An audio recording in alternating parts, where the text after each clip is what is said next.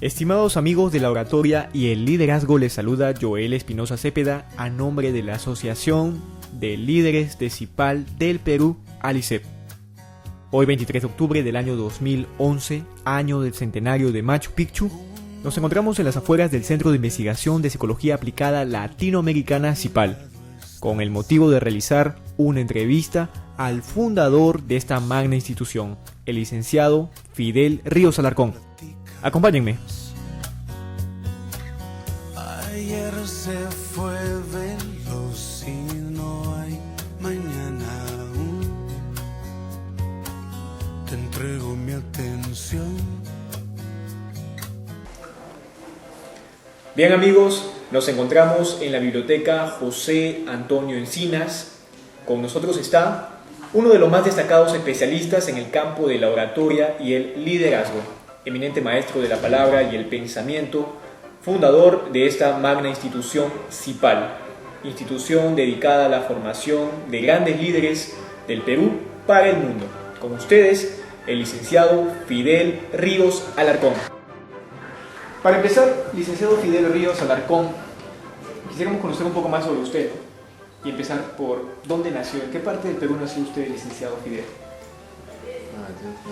Mis padres son de Ayacucho, Coracora. Yo soy de Lima, del populoso distrito de Breña. De Breña. Sí. Qué interesante. ¿Y su niñez también la ha pasado aquí? También estuve en varios colegios, el Colegio Nacional Mariano Melgar, el Colegio también Pedro Alabarte, que queda en La Victoria.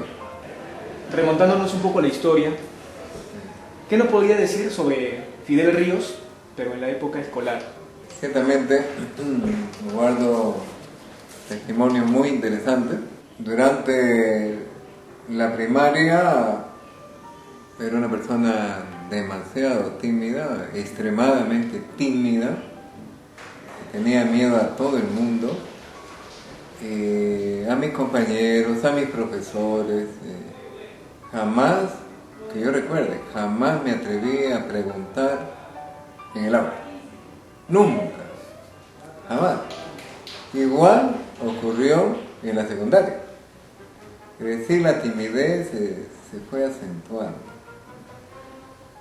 Recuerdo que en mi casa ciertamente tenía una simpatía por una chica que vivía frente a mi casa.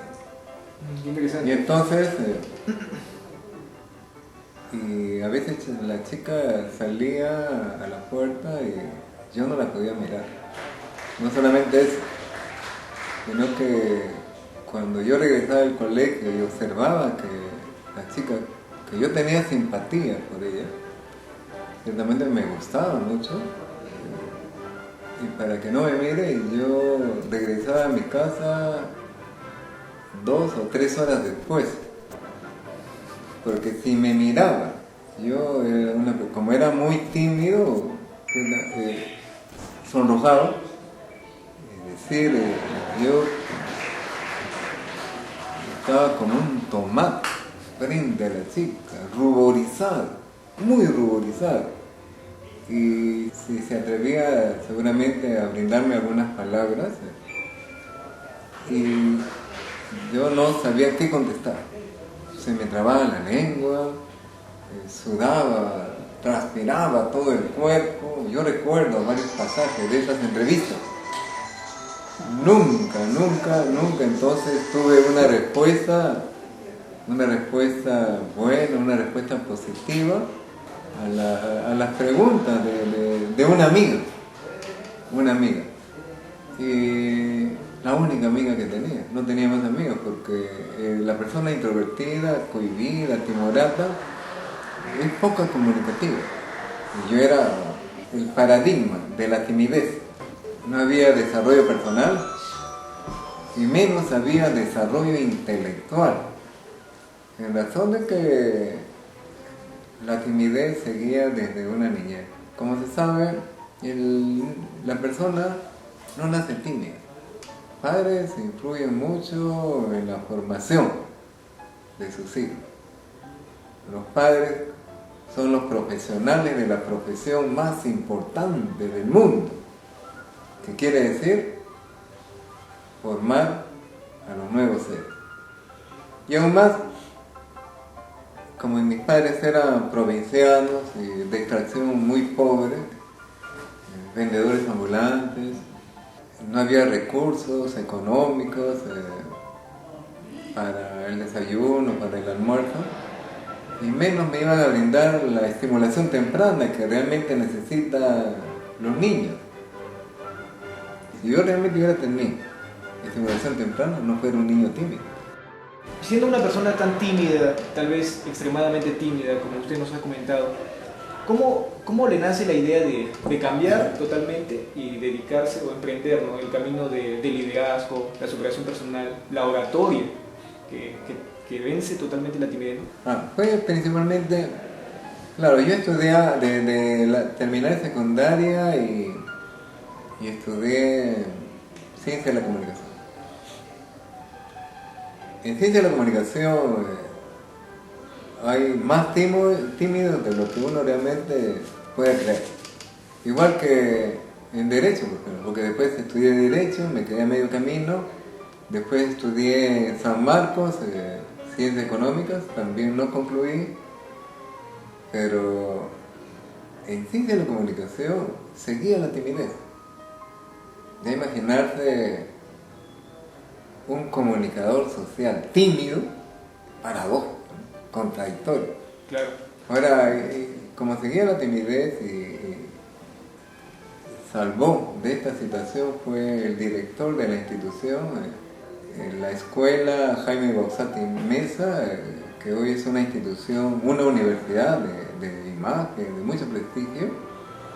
El director me dijo: Fidel, ¿puedes enseñar? Me quedé mudo. Me reiteró: Fidel Ríos, ¿puedes enseñar un curso? ¿Puedes o no puedes enseñar? De una vez de fin. Le dije: sí puedo enseñar. En esa oportunidad, yo pienso que ahí fue ya fue la otra fase, la otra etapa de mi vida, porque ahí decidí otro camino, pensar en la necesidad de liquidar para siempre la timidez. Yo me arriesgué, recuerdo el primer día, no miraba a mi público, no miraba a los alumnos.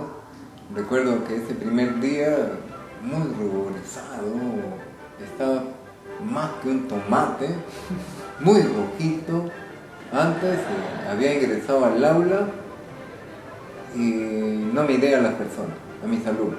De frente volteé, siempre con las espaldas a mi auditorio, empecé a desarrollar la clase en la pizarra, es decir, no volteaba. Recuerdo que pasó una hora y ya era necesario voltear porque ya no había dónde escribir en la pizarra. Y entonces apenas volteo, veo que una chica me saca la lengua. Y yo, realmente lo recuerdo como si fuera ayer. La gente observó rápido que mis piernas temblaban, mi voz muy quebrantada, estaba muy rojito, sudaba demasiado y transpiraba todo mi cuerpo. Entonces, como los alumnos se dieron cuenta, seguramente se han preguntado: ¿y qué tipo de profesor nos han traído? Claro. Porque, claro, una persona desinhibida realmente se afirma en el aula. Una persona que ha estudiado principalmente oratoria crece en el aula, tiene autoridad en el aula. Ciencias de la comunicación también. Claro, y aún más, si llevas ciencia de la comunicación, realmente eres una gran autoridad en el aula. Eso es lo que no ocurrió conmigo, porque nunca había estudiado oratoria. Para mi buena suerte, como yo solicitaba una beca por intermedio de INABEC, Instituto Nacional de Becas, me llega por ahí una beca y viajo a Europa y aprendo en Europa oratoria. En Europa está bastante difundido oratoria y desde los primeros años ahí te brindan mucha estimulación temprana. Es decir, la formación y el desarrollo personal, el profesor, más que una didáctica grupal, es la didáctica, se impone ahí la didáctica personalizada. A un niño, a un adolescente, a un joven que le observan algunas debilidades en su desarrollo personal, ellos de inmediato le ponen la mirada para ver cuáles son las causas, ¿no? Ya dejé de enseñar porque fue la única y la última clase en el aula y realmente quedé muy mal, pésimo, porque los alumnos se dieron cuenta que no era un profesor de verdad. Seguramente había improvisado, porque el buen profesor mira a sus alumnos apenas ingresa. Incluso el buen profesor apenas ingresa le dice: amigos, muchachos, ¿qué tal? ¿Cómo están? ¿Están bien? ¿Sí? O le dice: ¿cómo están, campeones? Esa es la forma de ingresar al aula. Con seguridad. Con seguridad. ¿Qué tal, amigos míos? ¿Están bien? Entonces, los 5 primeros minutos, el profesor debe entablar un diálogo antes de escribir una palabra en la pizarra. ¿Qué tal? ¿Y qué les pareció el partido Alianza Sporting Cristal? ¿Qué tal? Y entonces, una comunicación más directa, un acercamiento con los alumnos. Eso es lo que realmente debe hacer un profesor. Pero un profesor tímido, ¿cómo se va a arriesgar a conversar con sus alumnos? ¿Cómo se va a producir ese acercamiento entre docente y alumno? No se produce ningún acercamiento. Entonces, yo recuerdo que en Europa estudié oratoria, pero me perfeccioné en Cuba, porque pienso que uno de los países donde brindan la mejor didáctica en oratoria es Cuba. En Cuba. Uno de los países, sí, donde hay mayor, donde hay abundancia, donde hay mucho material didáctico en oratoria, es Cuba, sin lugar a dudas. Y yo he podido observar incluso que los europeos que enseñan oratoria recurren a las bibliografías cubanas. Eso es lo que he podido observar. Entonces ya regresé a mi país ya con ganas de triunfar. Más fortalecido, más preparado, con mayor experiencia, con mayores conocimientos, con una buena bibliografía, para ya constituir una institución de oratoria. Entonces, también fue ya una nueva etapa, fue toda una reingeniería en mi profesión, porque mi profesión es ciencia de la comunicación. Y como ustedes saben, cuando una persona es tímida, solamente tienes 2 alternativas. O te quedas para siempre con esas limitaciones, personas cohibidas, miedosas, que cuando hay un público se produce todo un pánico escénico, o te quedas para siempre como tímido, o saltas hasta la otra orilla. No te quedas en la mitad, saltas hasta la otra orilla. Estamos en la gran tarea de formar al nuevo escuadro, en la gran tarea de formar no uno, no una docena, sino todo un contingente, todo un ejército de nuevos profesores de oratoria. Por eso es que en nuestra institución llevamos diplomado en didáctica del oratoria. Ese es nuestro curso bandera, didáctica del oratoria. ¿Cómo enseñar oratoria? Con respecto de ¿el líder nace o se hace? Sí, el líder, muchos profesores de oratoria, he escuchado incluso en la televisión, ¿no? Señalando de que el líder nace. Y eso no es cierto. Eso no es cierto. El líder se hace, se forma. Nadie nace para ser un gran matemático. Nadie nace para ser un gran físico. Nadie nace para ser un brillante astronauta. No. Los líderes se hacen. Claro, los líderes se forman, los líderes se capacitan, los líderes se perfeccionan. Por eso yo siempre repito en el aula que nadie ha nacido para ser un gran intelectual, un gran profesional, un gran orador, un gran líder. Nadie ha nacido para ser presidente de la República, nadie ha nacido para ser un genio, sino que los genios. ¿Ya? Sí. Para usted, ¿cuál es la cualidad de todas, tal vez la más importante? La más importante es la perseverancia.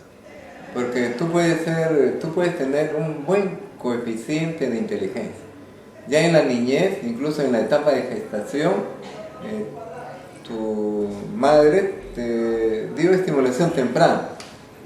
Mucha estimulación temprana. Tienes un buen coeficiente de inteligencia, pero no eres perseverante. Y entonces, el resultado, puedes ocupar un puesto insignificante en cualquier institución pública. Claro, eso pasa muchas veces. Pero alguien de repente que no ha tenido